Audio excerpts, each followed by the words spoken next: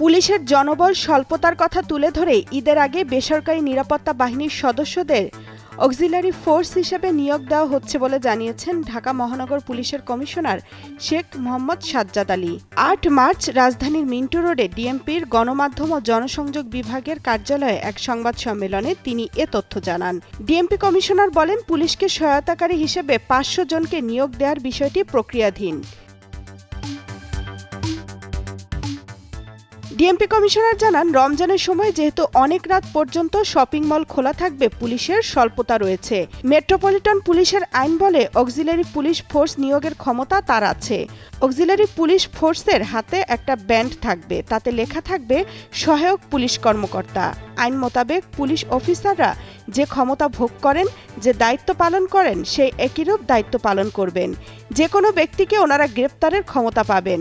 সঙ্গে সঙ্গে পুলিশ অফিসাররা আইনগতভাবে যে প্রোটেকশন পান, ওনারাও সেই প্রোটেকশন পাবেন।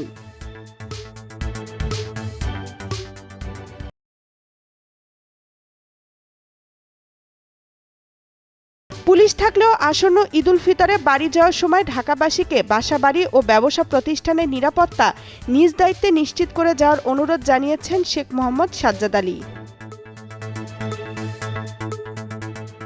মব জাস্টিসের ২-৪টি ঘটনা সংঘটিত হয়েছে জানিয়ে ডিএমপি কমিশনার বলেন, যে কোনো জায়গায় অভিযান পরিচালনার দায়িত্ব হচ্ছে আইন শৃঙ্খলা রক্ষাকারী বাহিনীর। কোনো বাড়িতে বা অফিসের স্বর্ণ অথবা টাকা আছে এমন খবরে অভিযান চালিয়ে সেই বাসা বা অফিস তছনছ করার অধিকার কোনো ব্যক্তির নেই। এ ব্যাপারে তারা কঠোর জানিয়ে বলেন, ২-৩টি ঘটনায় দোষীদের বিরুদ্ধে মামলা নিয়েছেন।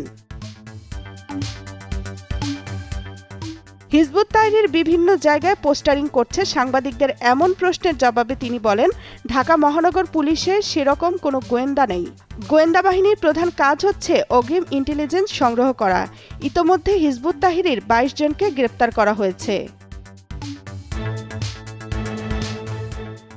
জনমনে ভীতির সৃষ্টি হয় এমন খবর সাংবাদিকদের বারবার প্রচার না করার পরামর্শ দেন ডিএমপি কমিশনার।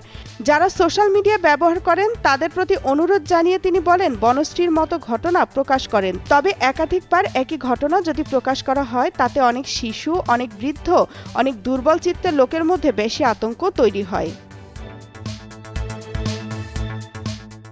তামান্না তাহসিন খান, কালের কণ্ঠ।